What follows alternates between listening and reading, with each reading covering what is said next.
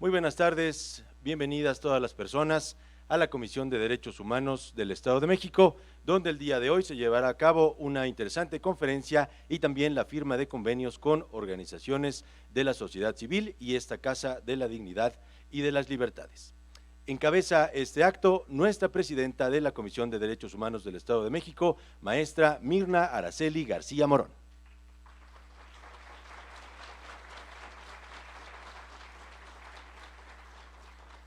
Está con nosotros también nuestro secretario general, maestro Jesús Ponce Rubio.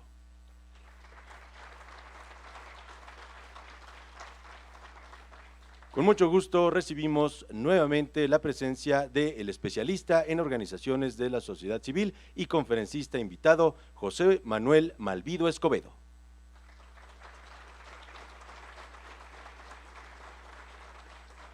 Nos acompaña también la maestra Mariana Sánchez Garay, directora de Capacitación, Promoción y Vinculación en Derechos Humanos.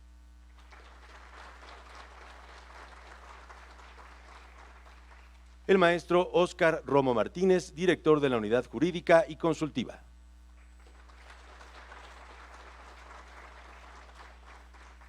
Con mucho gusto recibimos también a nuestra primera visitadora general, maestra Fabiola Manteca Hernández.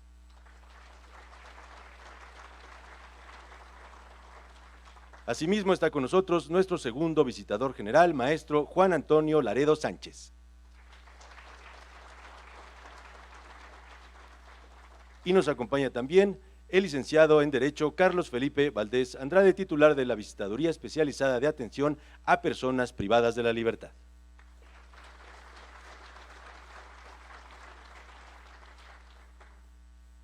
Sea nuestra atención para escuchar el mensaje de bienvenida por parte de la maestra Mirna Araceli García Morón.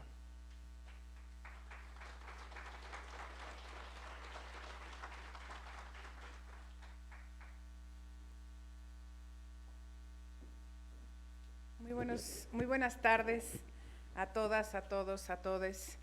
Quiero expresar mi agradecimiento a cada una de las representaciones de las organizaciones de la sociedad civil organizada que el día de hoy nos acompañan y que habremos de firmar un convenio que nos permita establecer pues una serie de acciones virtuosas que nos permitan, en el mismo sentido, poder estar cumpliendo con las 4 obligaciones genéricas que establece la Constitución Política de los Estados Unidos Mexicanos en su artículo primero a partir de esta gran reforma humanista de junio de 2011.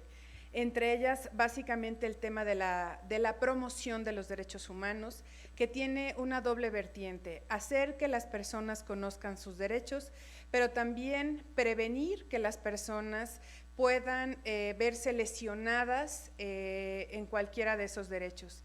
Y para ello es fundamental hacer una sinergia en el ámbito público y en el ámbito privado, y justo los protagonistas en este ámbito son lo que Václav Havel llamaba el poder de los sin poder, es decir, aquellas personas que desde el interés por tejer, por contribuir a la sociedad en la que vivimos, que nos permita hacer observaciones, que nos permita hacer trabajos, cubrir espacios que tradicionalmente las instituciones han dejado vacíos, y también nos permite, por otra parte, hacer estas observaciones sobre aspectos de mejora en las instituciones públicas para poder encontrar un cumplimiento fáctico de lo que la ley establece.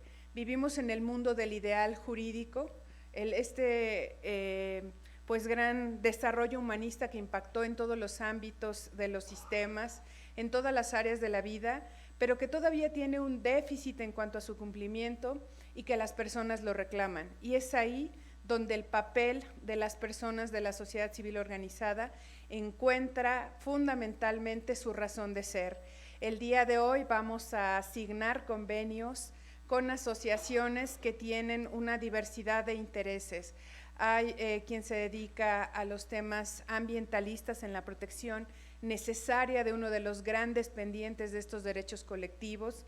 hay quien se dedica a la promoción y defensa de las niñas, niños y adolescentes.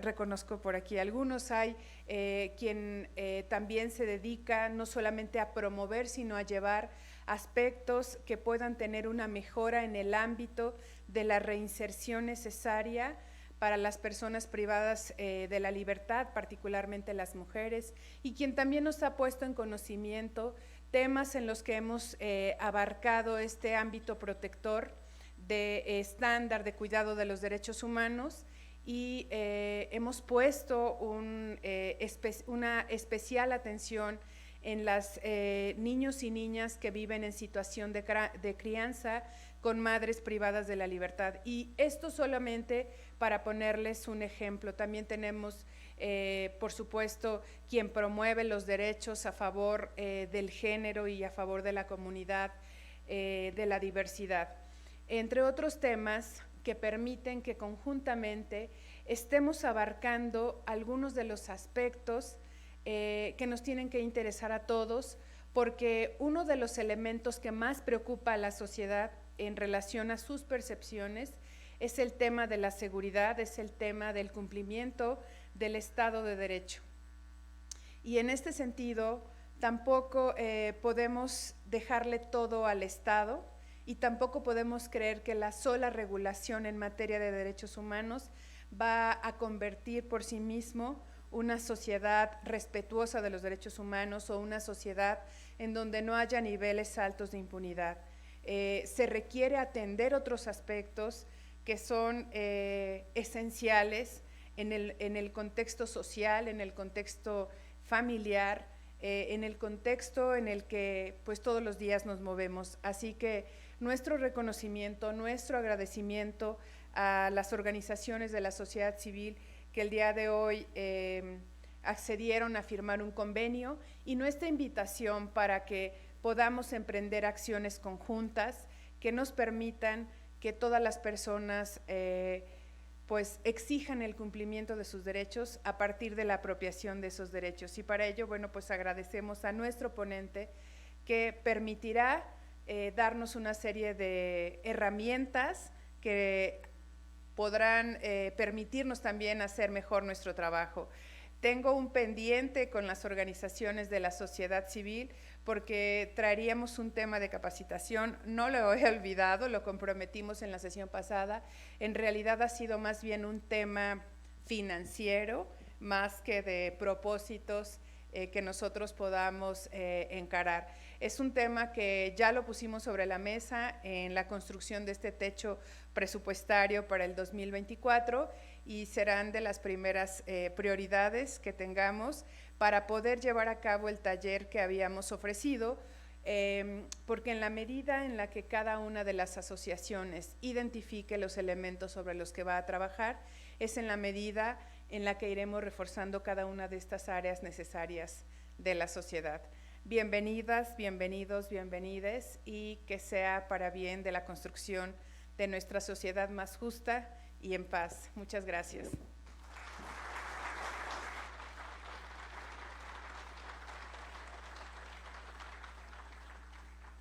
Muchas gracias, maestra. A continuación, antes de comenzar con la conferencia de nuestro invitado, les invito a conocer solamente un poco de su amplia trayectoria a través de la siguiente videosemblanza.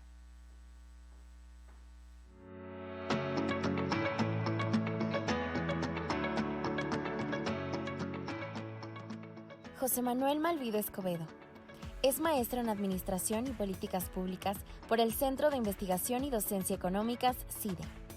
Maestro en Administración y Emprendimiento Social por la Universidad Ort y licenciado en Relaciones Internacionales por el Instituto Tecnológico de Estudios Superiores de Monterrey. Es especialista en procesos de fortalecimiento institucional de organizaciones de la sociedad civil en los ámbitos de derechos de la niñez, educación, prevención de violencia, gobernanza participativa, empleabilidad y juventud. Su destacada trayectoria lo llevó a ser reconocido con el Premio de Investigación sobre Sociedad Civil por parte del Centro Mexicano para la Filantropía en 2019. Es co-creador del podcast Narrativas de Resistencia, como parte de la campaña Sí con las OSCs, y desde 2009 Es voluntario en programas para el desarrollo integral de la niñez.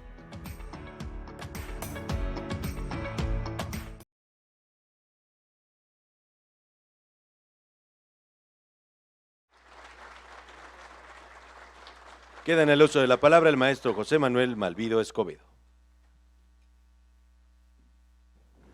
Gracias, buenos días a todas, a todes. Aquí estoy muy contento de compartir este espacio con ustedes y vamos a platicar. Tengo una presentación preparada. Si me pueden ayudar con la pantalla para poder ir diapositiva por diapositiva. Y bueno, lo que les quiero platicar el día de hoy es acerca de los retos que tienen las organizaciones de la sociedad civil para generar recursos, pero también para gestionarlos. Entonces, con lo primero que quiero comenzar es, y como es una conferencia, ¿no? Entonces voy a plantear la idea principal y les voy a dar unos argumentos de por qué, y después les invitaré a participar en un diálogo en el que podamos enriquecer las recomendaciones y, bueno, en general toda la argumentación que tengo para ustedes hoy. Entonces, el planteamiento con el que quiero ir a lo largo de la conferencia es que generar y gestionar recursos de manera sostenible implica fortalecer la evaluabilidad de nuestro modelo de intervención. Voy a detenerme un poquito en algunos conceptos que están aquí destacados en color, ¿no? Generar recursos. Hablamos de que nosotros los vamos a generar como organizaciones a partir de actividades productivas o a partir de participar en una convocatoria, a partir de redes de apoyo con el sector público, con el sector privado. ¿Cómo los vamos a generar? ¿No? Es como muy amplio hablar de generar recursos. También recursos humanos, vamos a generar oportunidades para tener más voluntariado. ¿Qué vamos a generar, no? Primer punto ahí a comenzar a reflexionar. Luego, la gestión. Ya una vez que nos fue asignado un recurso o que realizamos una actividad productiva y tenemos un ingreso por la venta de esos productos con causa o de ese evento con causa, de esa campaña financiera, bueno, ¿qué pasa con esos recursos? ¿De qué manera los podemos utilizar? Hay muchas consideraciones a nivel fiscal que determinan la manera en la que tomamos decisiones para gestionar esos recursos. Acuérdense, la gestión es tomar decisiones. Entonces, ¿qué podemos decidir con estos recursos? ¿Podemos financiar sueldos y salarios? ¿Podemos financiar la implementación? Bueno, ¿qué es lo que se puede hacer? Entonces vamos a hablar de eso.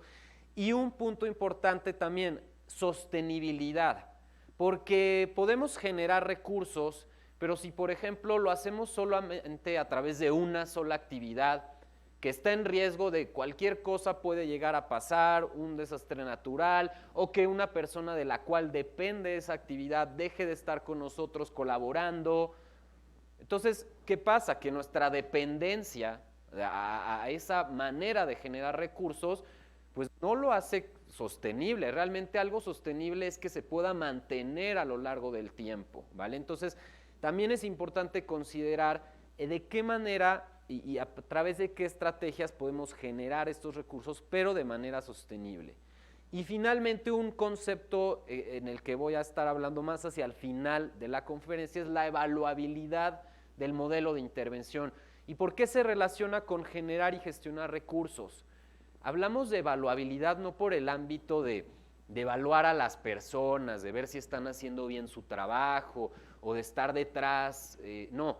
Evaluamos para tomar decisiones, evaluamos para abrir un espacio de participación en el que quienes participan de nuestro modelo de atención, personas titulares de derechos, participan y nos dan información y a partir de esa información rendimos cuentas y comunicamos a la sociedad qué hacemos. Y esto está estrechamente relacionado con generar y gestionar recursos, porque sin transparencia es imposible generar recursos y más en el ámbito de las donatarias autorizadas que tengo entendido la mayor parte de las organizaciones que participan en este foro están acreditadas como donatarias autorizadas y ustedes saben, si no ahorita vamos a hablar un poco más de eso, las obligaciones que implica en términos de rendición de cuentas y transparencia.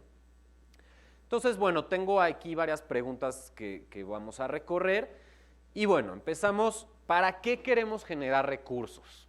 ¿No? Queremos generar recursos para tener una mejor infraestructura, para equipamiento. Las organizaciones generamos recursos para capacitar y también es pregunta, ¿para qué generamos recursos? Va dirigida esta pregunta a quienes toman decisiones a nivel de consejo, ¿no? Las organizaciones tienen un consejo y generalmente es una pregunta que se hacen y establecen estrategias para ver de qué manera vamos a generar recursos, pero el para qué. Recuerdo en algún momento cuando colaboraba con una organización, me invitaron a una junta de patronato en la que yo les expuse que había muy poco presupuesto dirigido a la parte de monitoreo y evaluación, ¿no? Y bueno, ¿en qué medida se canaliza recursos para que el personal de la organización cuente con herramientas necesarias para hacer estas actividades, para diseñar indicadores, para que no dependamos de un tercero que venga a que lo haga por nosotros, ¿no?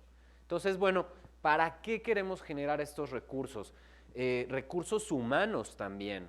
Nos interesa, por ejemplo, contar con voluntariado, con una base de voluntariado activo y que eso entonces disminuya la dependencia que tenemos de contratar personal, porque hay personas comprometidas con una causa y entonces si nosotros les ofrecemos capacitación a estas personas voluntarias, ellas se van a quedar con nosotros. Entonces, bueno, ¿para qué queremos generar recursos? Para implementar muchas preguntas abiertas. Aquí es importante que cada una de ustedes defina para qué quiere generar recursos, porque de eso va a depender también su capacidad para gestionarlos.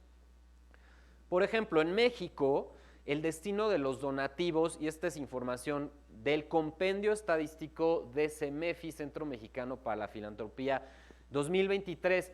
Este compendio se publicó hace 2 días, se presentó en el Coneval. Entonces es información muy reciente y aquí nos da un recorrido de cuáles son las temáticas a las que van dirigidas los donativos, ¿no? Entonces, si estamos hablando, por ejemplo, de generar recursos para gastos de operación o para infraestructura, etcétera, tiene que ver con todos estos temas. O sea, incluye gastos de operación, infraestructura, etcétera, ¿no?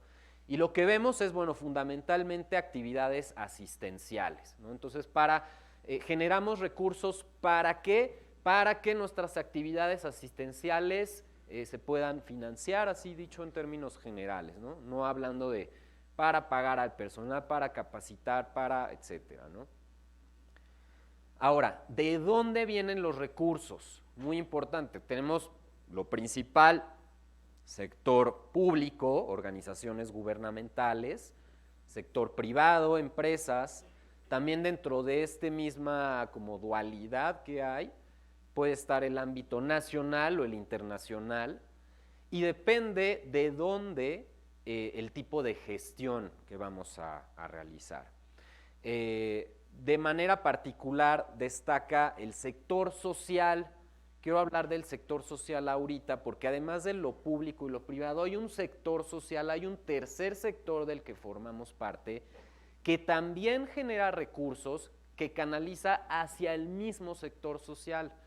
Seguramente han escuchado hablar acá de las fundaciones de segundo piso, son donatarias autorizadas que a través de convocatorias asignan recursos a organizaciones y proyectos que demuestran tener una gran rentabilidad social, que demuestran tener transparencia en la manera en la que gestionan los recursos y entonces ponen de su bolsa para seguir fortaleciendo este sector, ¿no? Es una red de apoyo y es una de las dimensiones, digamos, si podemos ver el panorama general de trabajo de las organizaciones de la sociedad civil en México, uno de los componentes que es más fuerte es la red de apoyo que tienen las donatarias autorizadas actualmente para capacitación, para financiamiento de proyectos, para networking, alianzas, espacios como este, por ejemplo, ¿no? Entonces, bueno, ¿de dónde vienen? También vienen del sector social, y hay diferentes maneras también en que las organizaciones por su cuenta pueden generar recursos, ¿no? Hablamos de actividades productivas, eventos con causa, productos con causa. Hay un caso bien padre de una tienda que reacondiciona ropa de segunda mano, y no solo ropa, también pues, herramientas de trabajo para hacer deporte, y bueno, las reacondiciona y las vende y tiene su tienda, ¿no? Ahí. Y es muy famosa, lleva muchos años esta tienda, pero ¿qué pasa? Que de pronto surge una norma que dice que las actividades de las cuales tú generes ingresos que no estén relacionadas con tu objeto social, pues hay un límite de ingresos que tú puedes reportar de esas actividades. Entonces, si no están relacionadas con tu objeto social, hay un punto en el que ya no es benéfico generar ingresos desde ahí, que ya implica un riesgo, porque te estás arriesgando a que te suspendan la donataria autorizada, ¿no? O si está relacionada con el objeto social, pero es mayor al 10% de los ingresos que tú reportaste en el mes, esa cantidad tienes que pagar ISR. Entonces, hay diferentes consideraciones. No es tan fácil decir, bueno, yo voy a poner una tienda o voy a hacer un evento de recolección de fondos, no sé, de fotografías o de venta de cuadros o una subasta, cuando soy una organización que en su objeto social tiene, por ejemplo, está enfocada en la niñez, ¿no? Entonces, ¿de qué manera se relaciona una subasta de arte con la niñez, ¿no? Entonces ahí, bueno, pues creo que tengo un problema porque no puedo reportar ingresos de esa actividad, ¿vale? Entonces, bueno, vamos entrando a estos detalles. Pero primero, algo importante, hablaba de donatarias autorizadas, pero les quiero dar un panorama de que en realidad, fíjense aquí en las estadísticas, las donatarias autorizadas son el 22% de las organizaciones que existen en México. El último dato que nos da el compendio estadístico es que existen aquí, o sea, instituciones sin fines de lucro 66,205. De aquí hay que quitar los colegios de profesionistas, asociaciones religiosas y sindicatos, lo cual nos deja con alrededor de 48,000 más o menos organizaciones.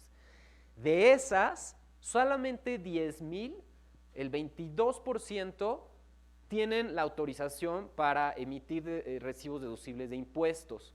¿Qué pasa con las demás?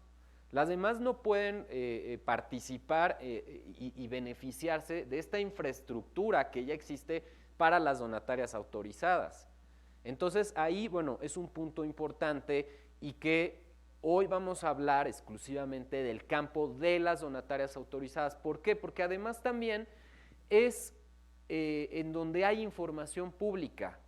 El sistema de administración tributaria pide a las donatarias publicar un informe anual, y es a partir de ese informe anual que podemos saber cuánto dinero reciben y por qué actividades. Entonces, ahí tenemos un sesgo importante, nada más mencionarlo, ¿no? Bien. Ahora, aquí, y casi no se ve, pero yo les voy a ayudar a leer un poquito, no se preocupen. Y es una invitación también a que consulten este compendio, es público y está listado de las 20 donatarias que más donativos en efectivo otorgaron en el año 2022. Entonces, nos ayuda ahorita en el marco de esta presentación tener estos nombres, porque es ahí, es la primera herramienta que les quiero compartir hoy.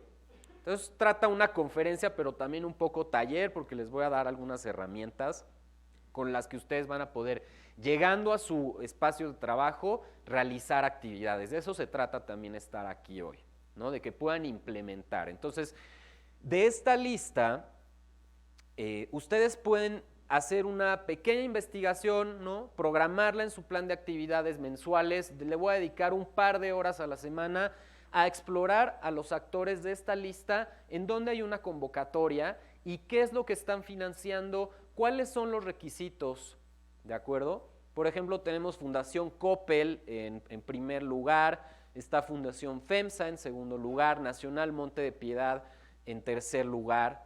El número de donativos otorgados, la que tiene más donativos otorgados es precisamente el Nacional Monte de Piedad, con 546 donativos otorgados por una cifra de 319,000 millones de pesos.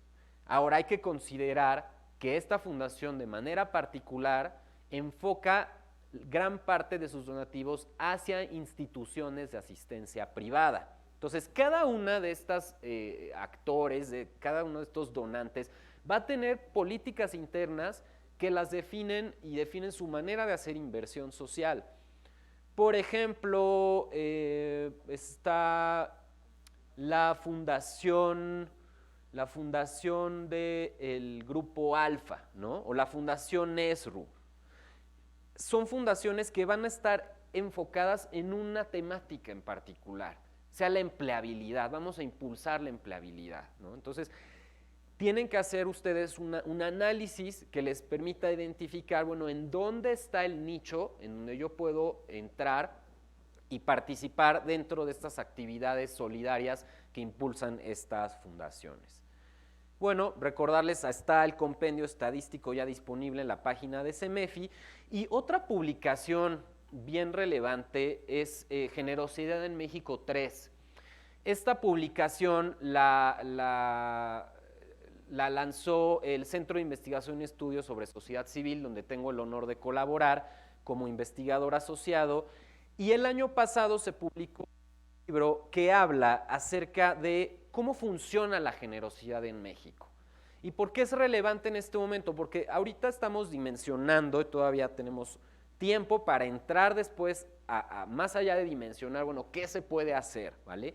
Pero ahorita estamos dimensionando los retos y cómo está funcionando el asunto. Por ejemplo, 76% de los recursos que reportaron las donatarias autorizadas como ingresos fueron autogenerados, ¿no? ¿Esto de qué nos habla? Que, bueno, en realidad la filantropía, o sea, las acciones solidarias, el donativo, pues no es tan, tan preponderante como un medio de ingreso para las organizaciones. Entonces nos pone a pensar, ¿no? Incluso aquí me gustaría invitar a que levanten la mano las organizaciones que realizan actividades productivas, o sea, que autogeneran recursos. A ver, nada más para tener un panorama así, pero bien levantado. A ver, 1, 2, 3, ok. Entonces, bueno, hay que, o sea, no veo tantas manos levantadas, por ejemplo, ¿no? Quizá hay que precisar de qué manera se pueden autogenerar. Si ustedes dan, por ejemplo, alguna asesoría, ¿no?, y piden una cuota simbólica a cambio de esa asesoría, o facilitan un taller a un grupo, no lo dan gratuito, ¿no? Acuérdense que también lo que no tiene un costo para las personas luego no se aprecia. Entonces, por eso existen también las cuotas simbólicas, y que vienen de estudios socioeconómicos que se aplican a la población, de tal manera que la cuota pues sí sea algo pagable y que lo pueda valorar. Esos son ingresos autogenerados también, por si no habían levantado la mano. Pero la gran mayoría de las organizaciones así genera ingresos. Y solo el 3% de estos ingresos vino de recursos públicos. Y esto particularmente ha disminuido 70% desde el año 2018 a causa de la disminución en los donativos que entrega el gobierno federal a partir del ya extinto Indesol, ¿vale? Bueno, ¿quién dona a las donatarias autorizadas? Personas morales, es decir, empresas, asociaciones civiles, fundaciones. 62% y 24% son personas físicas. Y aquí me llama la atención un contraste, porque si vemos, por ejemplo, aquí cómo se distribuye esta misma lógica entre México y Estados Unidos, ¿no? Un análisis comparado. En Estados Unidos las personas donan más que las empresas y las fundaciones. Es decir, la población en su conjunto, los individuos en su conjunto donan más que el sector privado y de fundaciones.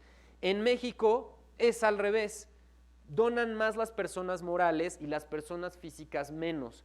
Y bueno, ahí es interesante el campo de estudio, porque empezamos a ver, por ejemplo, el monto promedio, el donativo promedio de un individuo en México, en Estados Unidos, y cuáles son las motivaciones, ¿no? Cuáles son los incentivos fiscales para hacerlo también. Eso tiene bastante que ver. Aquí otra gráfica que nos ayuda a dimensionar los retos que tienen las organizaciones para generar recursos.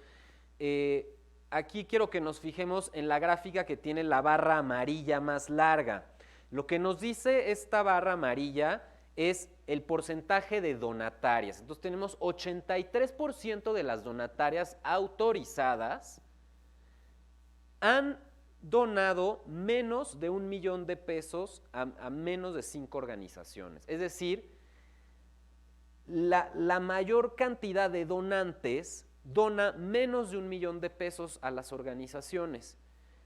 ¿Y dónde vemos que está concentrada la menor cantidad de donantes o quienes donan más? Por ejemplo, quienes han dado más de $1 millón pero a menos de 5 organizaciones, solamente el 2.5%. ¿Esto qué nos dice? Nos dice que el monto promedio de los donativos, de la mayoría de los donativos, es menor a $1 millón, ¿no? Entonces, ¿a qué podemos o cuáles pueden ser nuestras expectativas? También es importante pensar, ok, si vamos a apuntar a generar recursos a partir de la filantropía, a partir de los donativos, ¿qué vamos a financiar? ¿Qué podemos financiar dentro de nuestro presupuesto que sea menor a $1 millón? ¿No? Y ahí es de donde entra, bueno, pues pueden ser mis gastos de operación, puede ser la infraestructura, el equipamiento, ¿no? Una unidad móvil para desplazarnos. O sea, ahí entra el alcance ya de lo que podemos hacer, dada el margen de posibilidad, que ahorita nos dice el 83% da menos de $1 millón. Ahora, ¿cómo generar recursos también? Y aquí quiero destacar, son 3 puntos. Sin riesgo sobre todo de ¿qué? De perder la autorización, es decir, perder la donataria autorizada. Sin riesgo también de entrar dentro de cualquiera de los otros riesgos que están en la miscelánea fiscal, porque no solamente se trata de perder la donataria, sino también puedes perder otros derechos, depende mucho de cuál fue, ¿no? el causal.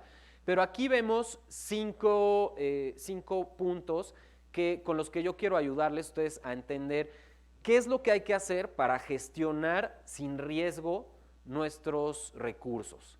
Entonces, el primer punto es, los individuos, las personas, solamente pueden deducir el 7% de sus utilidades fiscales en el momento de hacer un donativo. Entonces, si yo quisiera deducir un poco más de lo que fue mi utilidad fiscal del año anterior, no puedo. Entonces, eso ya me limita como individuo a decir, bueno, ¿realmente me conviene o no me conviene hacer un donativo? Porque hay personas que sí hacen donativos pensando en cuánto van a deducir, ¿no? Si yo en mi utilidad fiscal del año pasado tuve tanto, entonces quiero disminuirlo. ¿Pero de qué manera? ¿No? Esta es una limitante que surgió a partir de una reforma que se implementó a partir del año 2021 y apenas en este año 2022 vamos a ver los impactos que tuvo con el informe de transparencia del SAT que se va a publicar en este mes. Luego, otro punto importante es la relación con el objeto social. Debe haber una relación entre las actividades que ustedes hacen para generar recursos y el objeto social. Eso va a delimitar a darles también muchas posibilidades. En el momento de, por ejemplo, diseñar una actividad productiva, una campaña financiera o cualquier otra labor que les va a ayudar a generar recursos, hay que considerar que sí esté relacionada con el objeto social. Luego, hay un límite del 5% para que ustedes puedan cubrir gastos de administración. Es decir, solamente pueden cubrir el 5% de los gastos de administración con donativos, ¿de acuerdo? Hay, por otro lado, un límite del 50%, es decir, yo no puedo reportar ingresos mayores al 50% que no estén relacionados con el objeto social.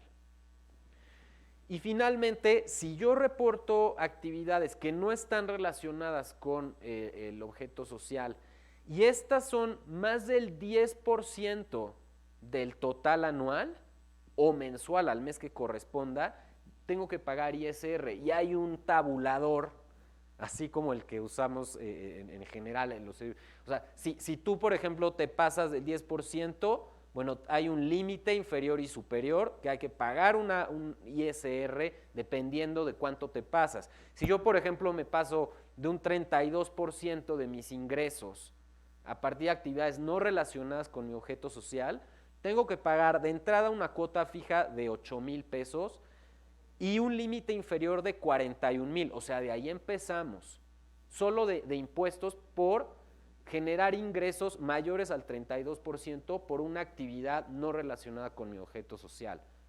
Entonces está difícil, o sea, es como un laberinto en el que hay que ir viendo de qué manera puedo llegar a la salida sin tener que darme la vuelta o dar rodeos, etcétera, ¿no? Entonces, bueno, con efectividad, ahorita hablamos sin riesgo, pero con efectividad también, pensando en no puedo errar, o sea, tengo que ir, justo cuando yo les hablaba del listado de las fundaciones, hay que ver justo cuál es la que está relacionada con nuestro objeto social, la que tiene una agenda de financiamiento enfocada a lo que nosotros hacemos, porque a veces dedicamos esfuerzos en hablarle a todo mundo, pero acuérdense, o sea, el personal que tenemos en nuestras oficinas es muy limitado y a veces no solo hace temas de procuración, también está en la implementación o también está, no sé, sistematizando alguna otra información. Hacemos de todo en las organizaciones, entonces hay que ser muy efectivos en la manera de que tomamos decisiones y mapeamos, ¿no? Y finalmente, de manera sostenible, se refiere a esto de no depender de solamente un canal de financiamiento. No voy a depender de estas actividades productivas, no voy a depender de este donante, quiero diversificar, esa es la idea. Bueno, y finalmente hablando de recursos públicos, una de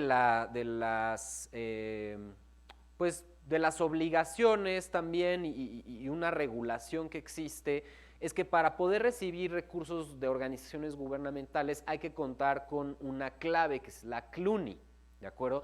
A partir de esta CLUNY ustedes tienen un registro, un lugar en el registro federal, en el RFOCC, y ahorita, actualmente, ¿no? Lo que nos dicen los datos es que está muy bajo el porcentaje de organizaciones que tienen un CLUNY activo. Esto pues obedece también al contexto, ¿no? Actualmente no hay muchos incentivos para que las organizaciones pues estén al día con esto, es decir, a falta de convocatorias de recursos procedentes de organizaciones gubernamentales, pues las organizaciones no van a estar al día, ¿no? Pues ¿para qué voy a estar al día en eso? Mejor dedico esfuerzos en otra parte. Pero bueno, no hay que descuidar eso porque hay algunos donantes que aunque sean particulares, van a ver y van a pedir que esté su CLUNY ahí y que sean una organización activa. Entonces, bueno, hay muchas consideraciones a nivel de regulación para poder generar recursos, ¿no? Y la manera entonces también de gestionar recursos, a veces como que es un fenómeno como el dragón que se va comiendo su cola, ¿no? O sea, como quiero generar recursos, pero toda la gestión que necesito hacer para generarlos me acaba quitando el tiempo. O sea, la generación, ¿en qué momento se vuelve gestión? ¿No? Ahora, yo lo que les quiero dar hoy, además de este contexto y preguntas detonantes, que espero generen reflexiones como a nivel estratégico y de qué manera nos vamos a mover, ¿no? Pero les quiero dar una herramienta para que ustedes en una cuartilla, ¿no? En una hojita, puedan escribir en 3 párrafos, si se puede, muy cortos, una narrativa de cambio basada en evidencia. ¿Por qué? Porque en el momento en que nosotros plasmamos el cambio que logramos en una comunidad o en un problema público y podemos transmitir eso a una audiencia, en ese momento ya estamos empezando a gestionar la generación de recursos sin pensar en que si los impuestos o que la donataria autorizada o mi CLUNY, en temas que están relacionados con pues los mecanismos de control, ¿no? Realmente son mecanismos de control administrativo que vienen desde el sector gubernamental y limitan la autonomía de las organizaciones.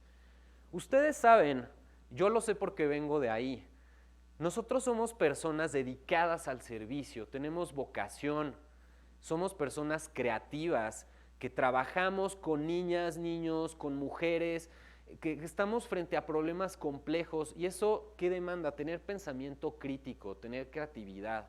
De pronto si nos ponen a hacer un trámite o a ver si los impuestos o hacer el cálculo de mis ingresos, son tareas que a mí en lo personal se me dificultan un poco más. Pero si me ponen a pensar de qué manera puedo hacer una actividad, facilitar un juego para que un grupo de niñas y niños aprendan a relacionarse de manera sana, ahí puedo tener más ideas. Entonces, aquí de esto se trata de, ok, está todas estas cosas, pero ¿qué puedo hacer yo para gestionar recursos pensando fuera de esa caja? Y entonces aquí va el reto. Es una hoja, en una hoja con 3 párrafos, vamos a narrar de qué manera generamos un cambio en la comunidad o en una persona. Puede ser un expediente de una niña, de un niño, de un adulto mayor que estuvo 3 años, 2 meses, 6 años en nuestro programa o en alguno de nuestros programas. Ahora, ¿cómo vamos a plasmar eso en una cuartilla? Hay una estructura, ¿no?, que les voy a ofrecer. Entonces, bueno, tenemos las narrativas de cambio basadas en evidencia, eso por un lado, y cómo conectamos eso ya a un nivel de gestión también de recursos. Es, bueno, dado que yo quiero lograr estos resultados, voy a presupuestar basado en resultados. Es decir, ya identifiqué en mi cuartilla esa por cada persona, bueno, hubo un resultado que yo logré y narré el cambio que experimentó esa persona o ese grupo, esa comunidad, desde el momento 0 pasó por momento 1, 2 y 3 y se logró este cambio. Ese cambio está expresado en términos de resultados. Esos resultados, ¿cuánto me implican en términos de costos? Y entonces yo presupuesto con base en los resultados de cuánto me costó llegar a lograr ese resultado. ¿Y por qué esto es relevante también? Porque esta lista de 20 fundaciones publica convocatorias y la manera en la que dictamina esos proyectos es con esta visión. ¿En qué medida está claro el resultado que quiere lograr esta organización? ¿En qué medida esta organización es coherente entre lo que pide, entre lo que hace y entre lo que necesita? Y si no hay coherencia en ese sentido, pues le damos el recurso a quien sí la demuestre. Entonces, hacer este ejercicio en una hojita les va a ayudar a ustedes poco a poco a transitar de una cultura organizacional basada en los procesos a una cultura basada en los resultados. Y entonces sí presupuestar por resultados, pero no solo eso, empezar a trabajar con indicadores y con otra serie de instrumentos que ahorita vamos a ver. Ahora, aquí les puse una formulita que dice, mi organización, el icono de los Objetivos de Desarrollo Sostenible, más impacto y resultados. Lo que quiero decir con esta fórmula es la estructura que vamos a narrar, ¿no? O sea, mi organización, ¿qué hace? Bueno, y aquí nada más para reenfatizar la tesis, ¿no? O el objetivo de esta conferencia es que sí, o sea, si fortalecemos la evaluabilidad de nuestro modelo de intervención, vamos a poder hacer estas narrativas. Entonces, ¿dónde empezamos? Mi organización. ¿Qué implica mi organización? ¿Cómo hablo de mi organización? ¿Qué elementos tengo para eso? Tengo la misión y la visión, los estatutos y la identidad. A veces nuestra identidad suena más o hace mucho más eco que las otras dos cosas. Como que vemos la misión y la visión y los estatutos como un tema como de gestión y administración, ¿no? Pero nuestra identidad, o no que así a veces tenemos muy claro cuál es la identidad de nuestra organización. A veces hasta hablamos de movimiento, ¿no? Y cuando encontramos organizaciones que trabajan un tema similar, podemos distinguir muy bien una de la otra por estos rasgos de identidad. Entonces, la identidad les da atributos. Estos atributos, plásmenlos ustedes, hagan una lluvia de ideas, con un pizarrón, con papelitos de colores, entre todo el equipo, con voluntarios que trabajan con ustedes, y encuentren estos atributos de su organización. ¿Qué es su organización? Entonces ya tenemos estos elementos generados y luego vamos a los objetivos de desarrollo sostenible. ¿Por qué? Porque hay varias temáticas, ¿no? Así como vimos que los donantes van apoyando asistencial o educación, medio ambiente, etcétera. Bueno, los objetivos de desarrollo sostenible también tienen varias temáticas y en la medida en que ustedes identifican cuáles y van explorando ese mundo, van a poder tener conocimiento de indicadores, ¿no? Pueden ustedes diseñar indicadores a escala apropiados a lo que va a hacer su organización, pero también formular objetivos basados en ese marco, en ese lenguaje. A veces es muy difícil empezar a redactar un objetivo y a veces nos tardamos mucho tiempo, ¿no?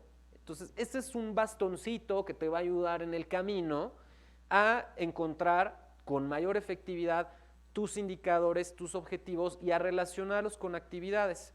Entonces, a ver, regreso a la idea de la cuartilla. Yo soy una organización que trabaja en la Sierra Tarahumara con jóvenes, niñas, niños y adolescentes y les ayudamos a que se vinculen con el acceso a la educación. O yo soy una fundación que genera capacidades para que las comunidades gestionen de manera eficiente su seguridad hídrica, su seguridad alimentaria, ¿no? Así como que tenemos esa parte de mi organización. Ahora, voy a los objetivos de desarrollo sostenible. En el siguiente párrafo, nuestra organización a partir de tales actividades, a partir de estos talleres dialógicos o a partir de una campaña de prevención, lo que logramos es estos objetivos, ¿no? Y con indicadores que les ayuden ustedes ahí a presentar evidencia, ¿no? En este párrafo, en un solo párrafo. Y luego, en la siguiente parte hablamos de impacto y resultados. O sea, a partir de yo soy esto, hago esto, genero esto. A partir de participación, ¿no? Pues, nos reunimos una muestra de 50 jóvenes que participaron en nuestros programas en el año 2022 o aquí entran los datos de cobertura y esos son los que siempre hay, ¿no? Listas de asistencia, tasa de eficiencia terminal, o sea, eso siempre sabemos, quién termina, cuántos vinieron, ¿no? Entonces, a partir de una participación de tantas personas, logramos estos resultados. Y entonces, si yo hago esta práctica de generar narrativas de cambio basadas en evidencia, puedo ser mucho más eficiente en comunicar qué es lo que hago. Y al comunicar qué es lo que hago, ¿qué gano? Visibilidad. Lo que queremos es tener visibilidad ante donantes, pero también personas físicas que están interesadas en aportar. ¿no? Y ahorita ya por un tema de tiempo no me encaminé en la conferencia hacia ese punto, pero hay una de las motivaciones que tienen las personas para donar es sentirse corresponsables, ¿no? Entonces, ¿de qué manera comunico? Oye, tú puedes ser corresponsable en esto, ¿por qué? Porque de entrada yo ya lo estoy siendo y así es como lo estoy haciendo. Ayúdame, vamos a sumar. Entonces, son narrativas que empatizan con cierto perfil, ¿no? También hay que pensar a quién le estamos hablando y hay que darle un doble clic, y hay estrategias de comunicación, etcétera. Aquí estoy como generalizando un poco para pues, por fines, ¿no?, de esta conferencia, pero sí es fundamental que salgamos de la caja de, no, pues gestionar recursos implica cumplir con este montón de obligaciones y hacer un poco más de ejercicios, ¿no?, como este tipo.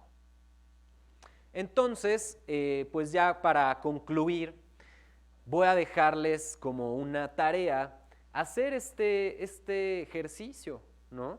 Y esto se hace en equipo y involucra diferentes niveles de la organización. Si vamos con una consejera, si vamos con el nivel directivo, si vamos con un gerente, si vamos con alguien en la operación, van a ver que va a ser como una actividad disruptiva, como cada quien va a tener una manera muy distinta de hacerlo y ahí empieza a notarse la brecha. ¿En qué manera podemos homologarnos, ¿no?, y ponernos de acuerdo de qué es lo que hacemos y cómo hablamos de eso? Y a resumirlo en una hoja, porque luego también es hojas y hojas y hojas, o hablamos y de pronto ya nos perdemos y no sabemos ni de qué empezamos a hablar al principio. Entonces, estos son muy buenos ejercicios, es la recomendación que les traigo el día de hoy. Y también otra, ya con esta, ahora sí me despido, porque es parte de la tarea. O sea, ya que tengan su narrativa, busquen cualquiera de estas 6. Estas son plataformas de pago y donación, de crowdfunding, como le llaman, es ya utilizando la tecnología, es como una red social, ¿no? Entonces tú posteas tu perfil de organización y tu proyecto, lógicamente con la narrativa de cambio, con estos elementos que ya pasamos, somos expertos en hablar de manera ejecutiva de cómo generamos cambios, y entonces suben su perfil en cualquiera de estas. Ahora, tomen en cuenta los datos que desde ahorita ya les estoy mostrando. Donadora es la que más fans tiene. Bueno, Global Giving también. No, Global Giving tiene más. Entonces, escójanle bien. No vayan a escoger una que tenga poquitos, o quién sabe. Tal vez la que tiene poquitos es porque está muy enfocada y ahí les conviene estar a ustedes.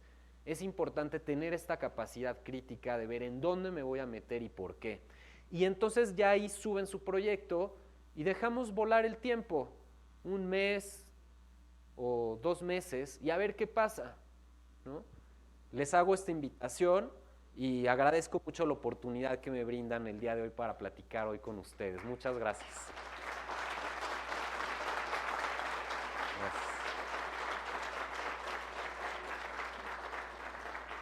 Muchas gracias al maestro José Manuel Malvido Escobedo por esta brillante exposición. Si alguien tuviera alguna pregunta, algún comentario que quisiera compartir con nuestro invitado, este es el momento. Muchas gracias.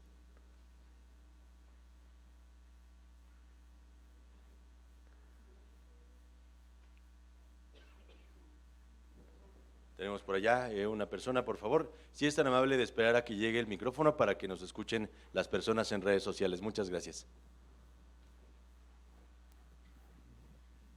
Hola, buenas tardes. Yo vengo de Mujeres Inquebrantables y más que hacerle una pregunta, quiero agradecerle todo el conocimiento que nos está compartiendo. Somos una alianza de mujeres enfocadas en apoyar a las personas y realmente todo lo que nos acaba de compartir nos va a ser de gran utilidad. Muchísimas gracias, maestro. Gracias.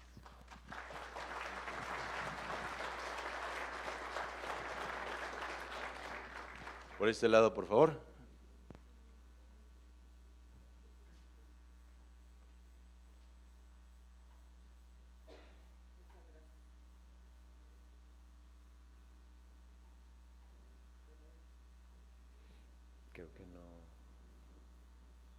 Ya por ahí va otro micro.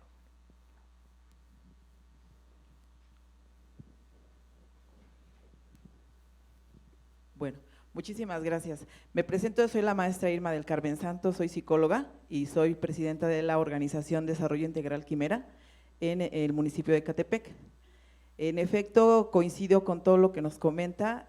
Yo voy empezando prácticamente con todo lo que es el trabajo. Bueno, ya tenemos aproximadamente 13 años trabajando con jóvenes en estado de riesgo, en las comunidades más marcadas con delito y delincuencia. Desafortunadamente mi municipio pues carece de este apoyo. Desafortunadamente también pues es el municipio más violento del Estado de México, y nosotros nos hemos encargado en traer talleres porque creemos que aparte de la formación académica, la cultura y el arte, pues baja mucho los índices delictivos.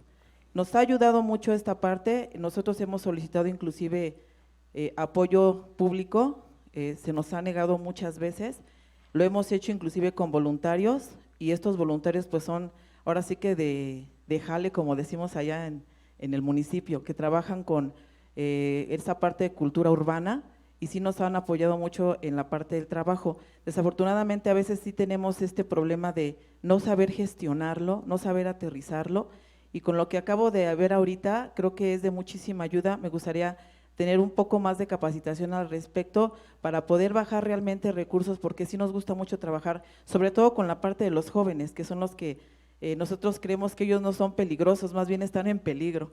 Entonces queremos trabajar esa parte de bajar índices de violencia junto con también organizaciones de mujeres, porque ahorita pues se ve mucho familiares uniparentales y carecen mucho de apoyo los jóvenes, y sobre todo en la parte académica, en la parte cultural, en la parte familiar, y es donde tenemos que entrar, porque cambiando un solo joven puedes cambiar todo su entorno social. Y creemos y seguiremos creyendo en esa parte, ¿no? Entonces, agradezco mucho su intervención, maestro, y la verdad estoy muy emocionada. Muchas gracias. Gracias.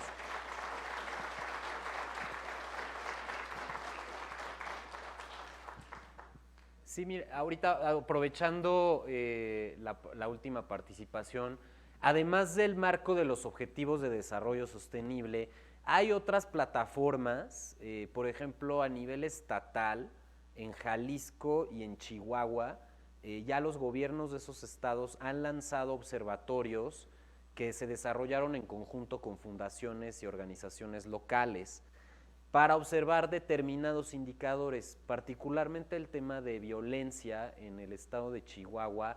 Hay bastante como herramientas, hay bastante infraestructura técnica para poder recuperar indicadores. ¿Cómo están estudiando las organizaciones de Chihuahua el tema de la violencia? Y eso es público y podemos verlo y usarlo como este elemento para construir nuestra narrativa de cambio.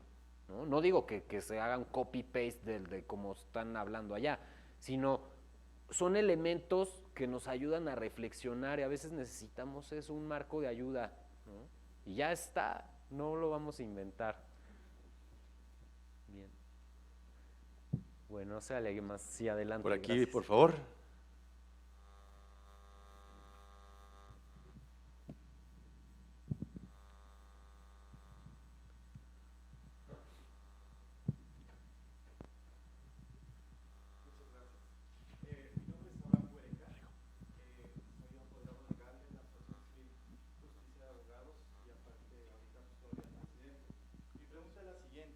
Referente bueno, ya escuchamos la temática que usted nos disertó el día de hoy, pero referente ya hablamos de donatarias, bueno, ya nos explicó el tema de las donatarias, pero ¿qué pasa con las asociaciones civiles que lograron nacer, digamos, antes de que sucediera lo de la pandemia, y que a causa o a desgracia de lo que ha pasado con que ya se quitó Indesol, desaparece, estas nuevas asociaciones civiles no lograron adquirir la CLUNY, no lograron adquirir pues, por ende lo que es la donataria, y entonces ahí que usted aconsejaría a las personas o a las nuevas asociaciones civiles que van en esta etapa.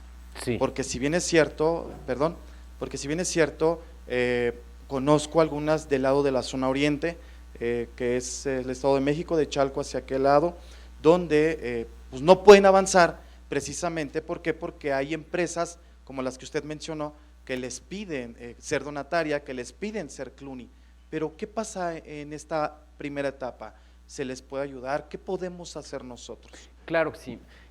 Bueno, de entrada hay una organización que se llama Apple Seed así como de semilla de manzana, que ofrece asesorías gratuitas y diagnósticos también gratuitos para identificar en dónde está el área de oportunidad de fortalecimiento en cuanto a temas legales y fiscales, ¿no?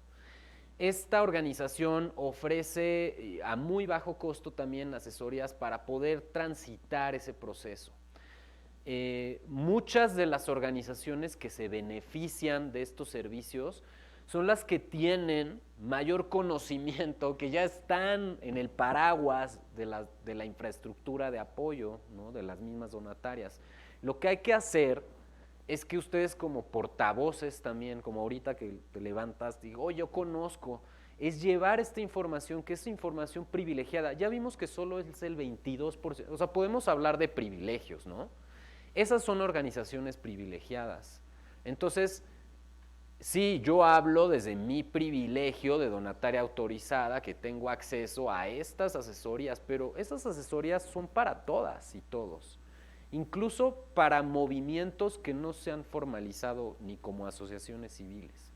Entonces hay que correr la voz, ¿no? Y yo diría también hacer una labor de incidencia desde la sociedad civil que no es donataria autorizada, a decir con estos actores en dónde está representada nuestra voz también. Yo particularmente lo he hecho en los espacios donde participo y digo, a ver, ¿dónde está el resto? Son 80% de organizaciones que no se están beneficiando de esta red de apoyo. Entonces, es un juego de dos partes, de correr la voz, quienes sí tenemos ese privilegio, invitar, y por otro lado también quienes están dentro de las redes de apoyo, abrir poco a poco, abrir más espacios. Oye, así como tengo los premios X que se hacen cada año y muchos premios de tal fundación, de Y, de Z fundación, ¿por qué no hago un premio para las organizaciones que están en proceso de, ¿por qué no incentivo eso también? Entonces hay que pensar en eso, ¿no? También, sí.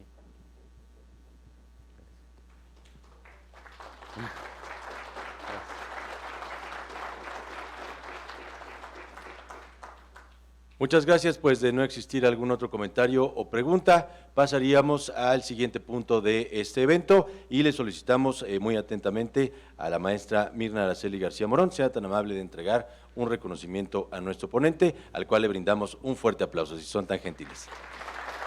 Muchas gracias.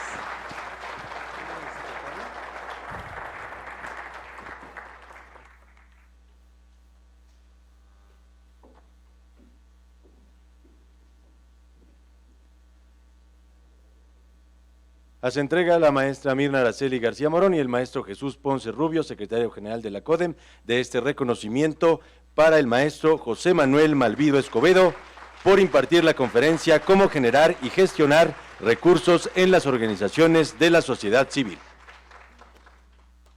Muchísimas gracias. Vamos a pasar en este momento a la firma de los convenios, con lo cual solicitamos a nuestras autoridades permanecer en el escenario y a nuestro ponente ser tan gentil de regresar a su lugar. Muchas gracias.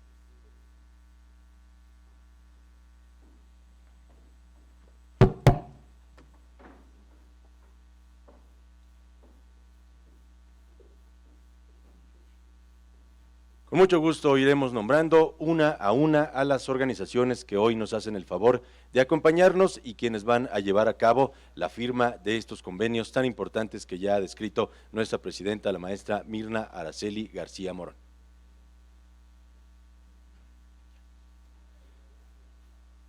Recibimos en primer término por la Asociación Civil Huellas Continuas a José Juan Juárez.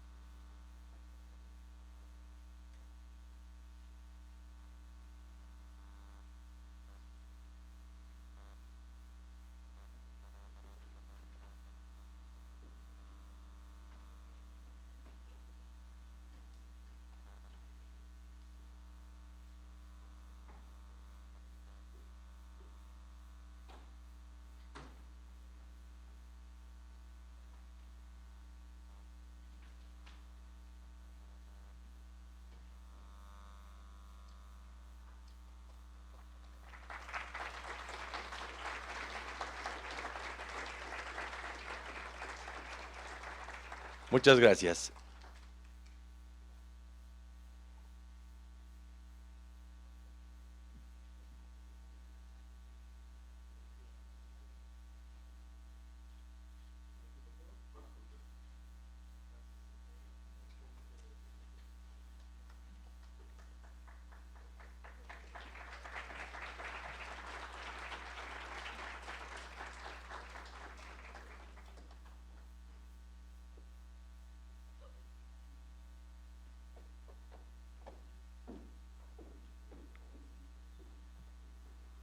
A continuación, por la organización Resistencia Civil Pacifista, recibimos a Lucrecia.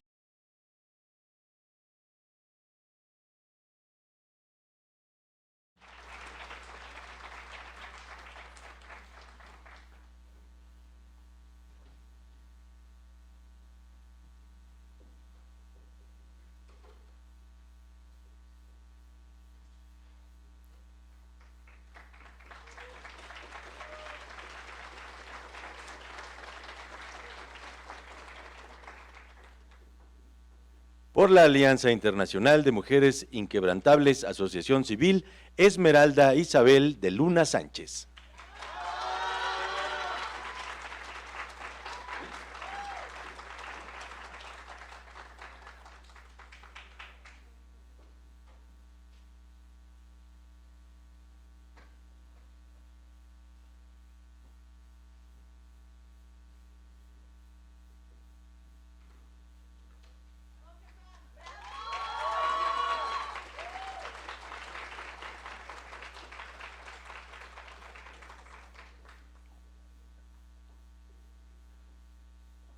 Por la Casa Mixta de Descanso para Adultos Mayores, Las Elodias, Asociación Civil, Margarita Basurto García.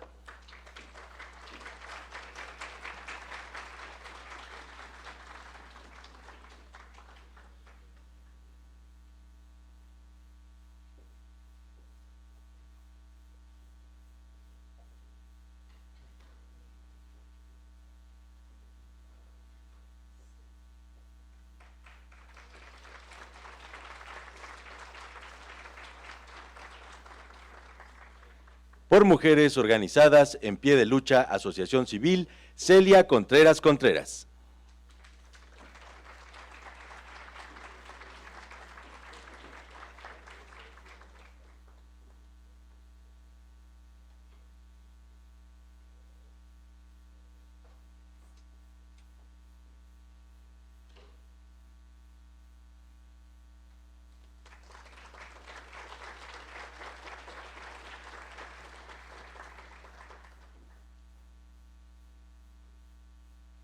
Por la Fundación Palewineki, María Teresa Rogel Olarte.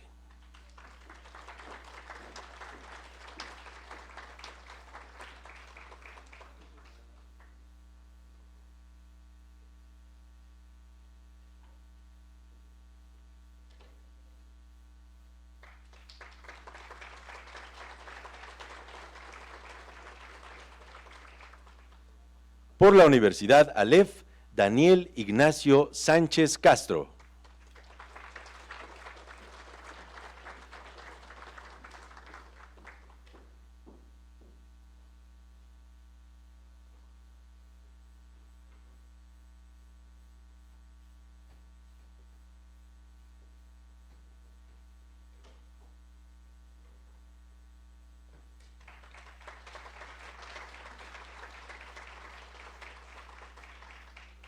Por la Asociación Civil Rodando con el Corazón, Juan Medina Corazón.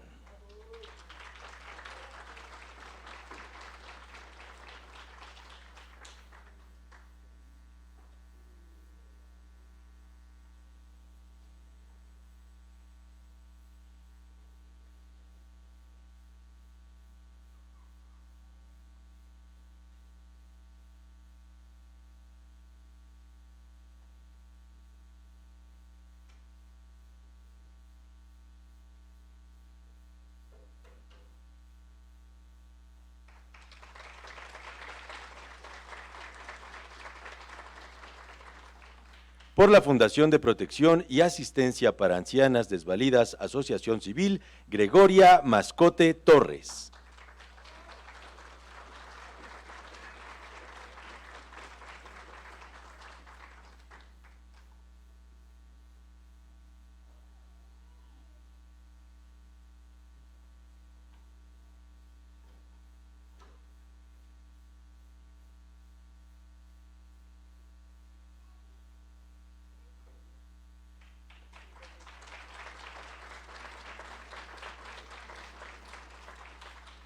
Por la Asociación Civil, Justicia de Abogados y Asociados del Estado Nuestro, Víctor Abraham Jiménez Guereca.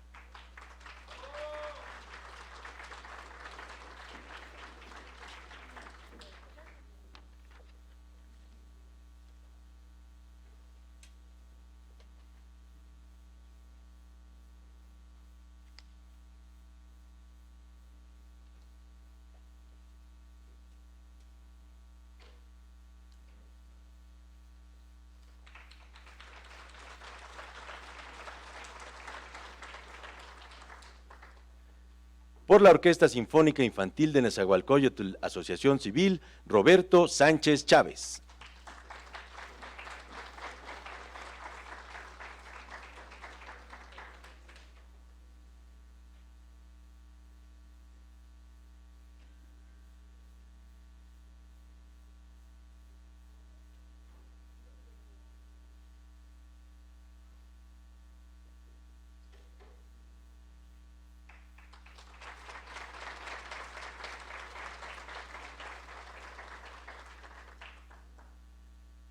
Por la Asociación Civil, Derecho Diplomático en Alianza y Defensa de los Derechos Humanos, Guillermo López Ibarra.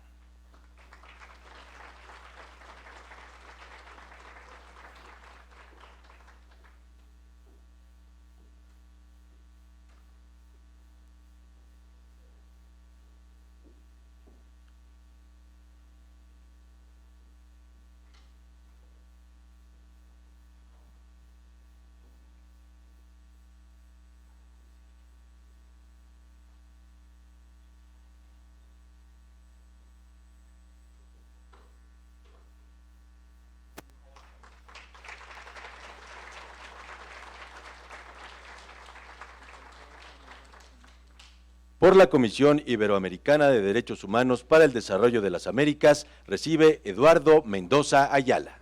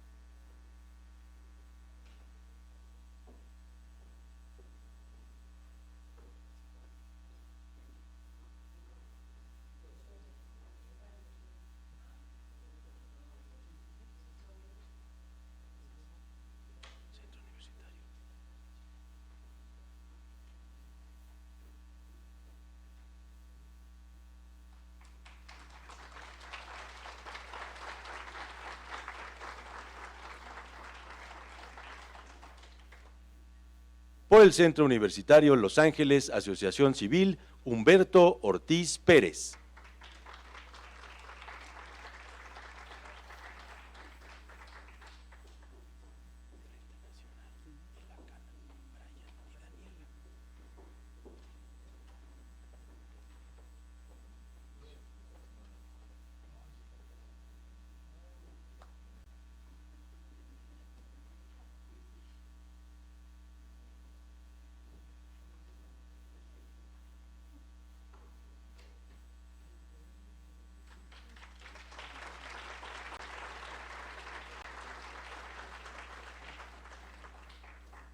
Por el Frente Nacional Estudiantil por los Pueblos, Brian Argenis Arreguín Ugalde.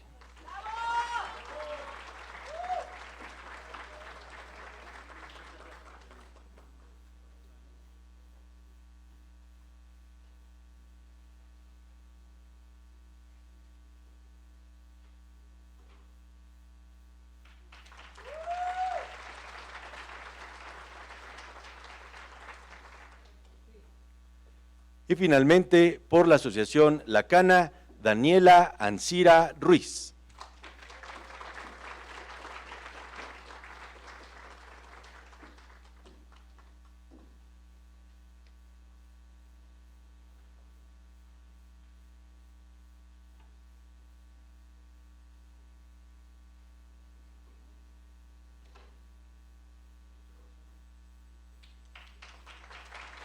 Muchísimas gracias. Un fuerte aplauso para todas, todos y todes, y que sean de gran beneficio estos convenios para la sociedad mexiquense.